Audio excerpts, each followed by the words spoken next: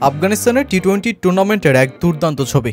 বাবা মোহাম্মদ নবীর সাথে একই ফ্রেমে ছেলে হাসানি শেখাইল। বাবার পথ মারিয়ে ক্রিকেটকেই করেছেন ক্যারিয়ার। এবার দুজন নামলেন দেশটির টি-20 লিগে প্রতিপক্ষ হিসেবে। জার্সি নম্বরেও নেই কোনো ভিন্নতা। আফগানিস্তানের ক্রিকেটে শুরু হয়েছে বিপ্লব।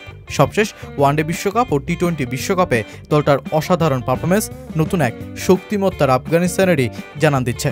এবার যখন দেশটি তাদের টি-20 টুর্নামেন্ট সবগিজা ক্রিকেট লিগ আয়োজন করে, তখন দেশটিতে ক্রিকেট উৎসব চালু হয়।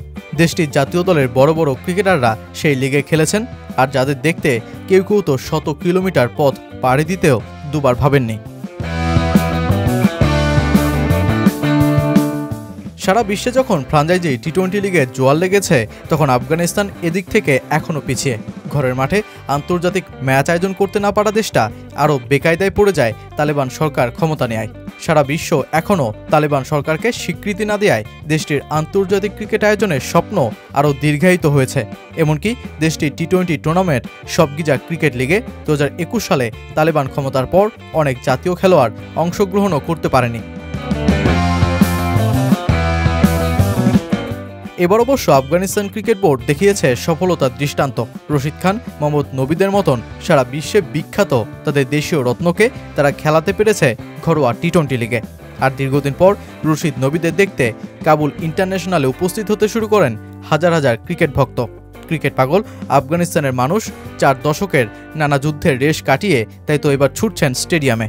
1000 আফগানি, যা কিনা $14 সমান, তা খরচ করে হলেও রশিদ খানকে দেখতে টিকিট কিনছেন।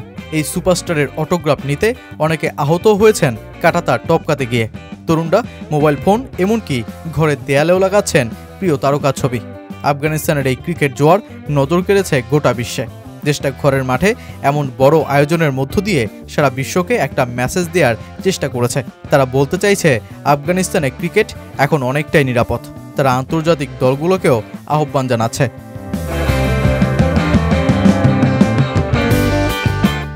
ঘরোয়া যে লিগের প্রতিযোগিতাও বেশ আনন্দ দিয়েছে দেশটির সমর্থকদের। রশিদ খান বিখ্যাত আইকনিক শটে ম্যাচের রানের বন্যা বইয়েছেন, করেছেন আসরের দ্রুততম 50। যদিও তার দল স্পেন ঘর টাইগার্স 8 ম্যাচের মধ্যে জিততে পেরেছে মোটে 2টি।